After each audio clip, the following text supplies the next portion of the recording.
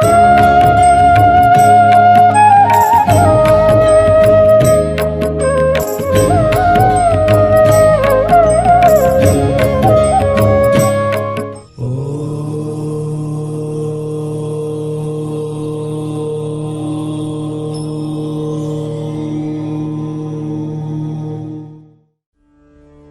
কথামৃতং তপ্ত জীবনং কবিবিরিতং কলমশাপহম শ্রবণ মঙ্গলম শ্রীমদাততম ভুবি গৃণন্তি য়ে ভুরিদা জনাঃ। তোমার কথামৃত তাপদগ্ধ জনগণের জীবন স্বরূপ, মুনিগণ কর্তৃক কীর্তিত, পাপসমূহের বিনাশক, শ্রবণ মাত্রই মঙ্গলপ্রদ ও সকল সম্পদের আকর। ইহা যিনি বিস্তৃত রূপে কীর্তন করেন, জগতে তিনি সর্বশ্রেষ্ঠ দাতা। দ্বিতীয় পরিচ্ছেদ, পূর্বকথা। শ্রীরামকৃষ্ণের প্রেমোন্মাদ ও রূপদর্শন। শ্রীরামকৃষ্ণ: উফ, কি অবস্থায় গেছে! প্রথম যখন এই অবস্থা হলো, দিনরাত কোথা দিয়ে যেত বলতে পারি না। সকলে বললে পাগল হলো। তাই তো এরা বিবাহ দিলে। উন্মাদ অবস্থা। প্রথম চিন্তা হলো, পরিবারও এইরূপ থাকবে, খাবে দাবে। শ্বশুর বাড়ি গেলুম, সেখানে খুব সংকীর্তন। নফর, দিগম্বর, বারুজ্যের বাপ এরা এলো, খুব সংকীর্তন। একবার ভাবতুম কি হবে। আবার বলতুম, মা, দেশের জমিদার যদি আদর করে তাহলে বুঝব সত্য। তারাও সেধে এসে কথা কইত। কি অবস্থায় গেছে! একটু সামান্যতেই একেবারে উদ্দীপন হয়ে যেত। সুন্দরী পূজা করলুম, 14 বছরের মেয়ে। দেখলুম সাক্ষাৎ মা। টাকা দিয়ে প্রণাম করলুম। রামলীলা দেখতে গেলুম, একেবারে দেখলুম সাক্ষাৎ সীতা, রাম, লক্ষ্মণ, হনুমান, বিভীষণ। তখন যারা সেজেছিল তাদের সব পূজা করতে লাগলুম। কুমারীদের এনে তখন পূজা করতুম, দেখতুম সাক্ষাৎ মা। একদিন বকুলতলায় দেখলুম নীল বসন পরে একটি মেয়ে দাঁড়িয়ে, বেশ্যা। দপ করে একেবারে সীতার উদ্দীপন। ও মেয়েকে ভুলে গেলুম। কিন্তু দেখলুম সাক্ষাৎ সীতা লঙ্কা থেকে উদ্ধার হয়ে রামের কাছে যাচ্ছেন। অনেকক্ষণ বাহ্য শূন্য হয়ে সমাধি অবস্থা হয়ে রইল। আর একদিন গড়ের মাঠে বেড়াতে গেছিলুম। বেলুন উঠবে, অনেক লোকের ভিড়। হঠাৎ নজরে পড়ল, একটি সাহেবের ছেলে গাছে হেলান দিয়ে দাঁড়িয়ে রয়েছে, ত্রিভঙ্গ হয়ে। যাই দেখা, অমনি শ্রীকৃষ্ণের উদ্দীপন। সমাধি হয়ে গেল। শিয়রে রাখাল ভোজন করালুম। তাদের হাতে হাতে সব জলপান দিলুম। দেখলুম সাক্ষাৎ ব্রজের রাখাল। তাদের জলপান থেকে আবার খেতে লাগলুম।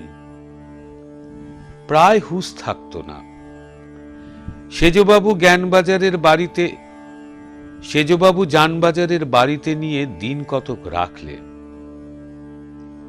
দেখতে লাগলুম সাক্ষাৎ মার দাসী হয়েছে। বাড়ির মেয়েরা আদপেই লজ্জা করত না। যেমন ছোট ছেলেকে বা মেয়েকে দেখলে কেউ লজ্জা করে না,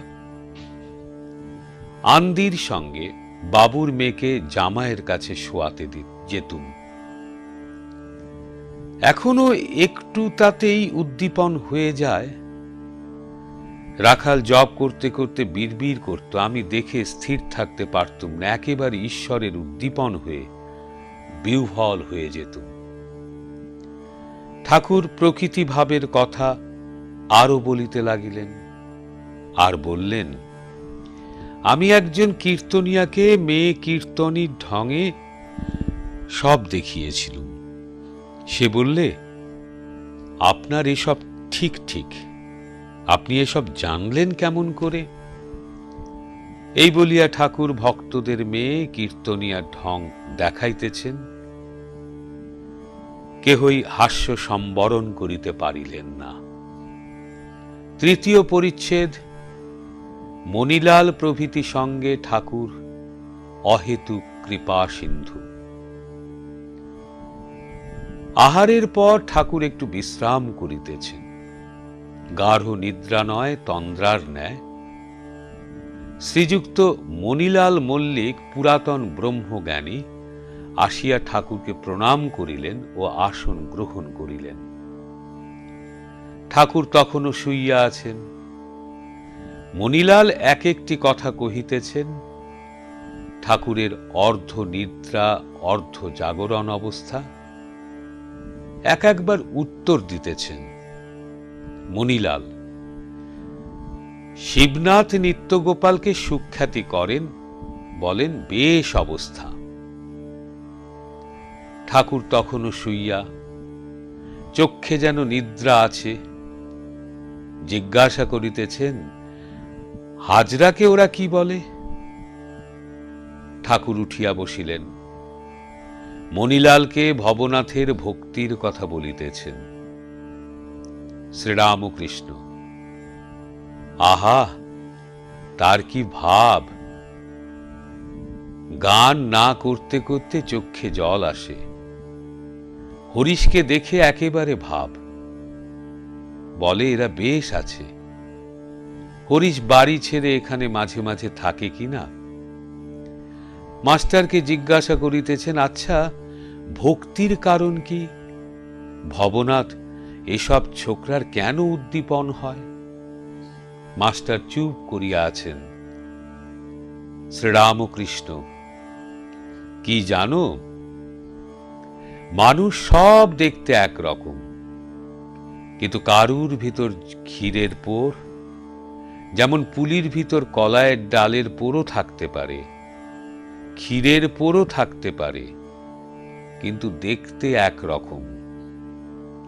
ঈশ্বর জানবার ইচ্ছা, তাঁর উপর প্রেম ও ভক্তি, এর নামই ক্ষীরের পোর।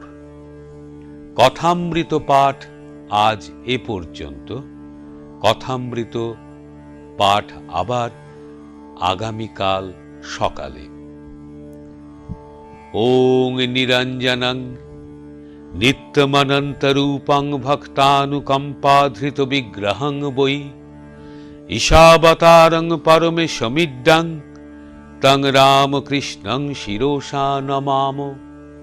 যিনি কালিমা শূন্য নিত্য অনন্ত রূপ হয়েও ভক্তগণকে কৃপা করার জন্য দেহ ধারণ করেন, সেই পূজনীয় ঈশ্বর অবতার পরমেশ্বর শ্রীরামকৃষ্ণকে মাথা নত করে প্রণাম করি।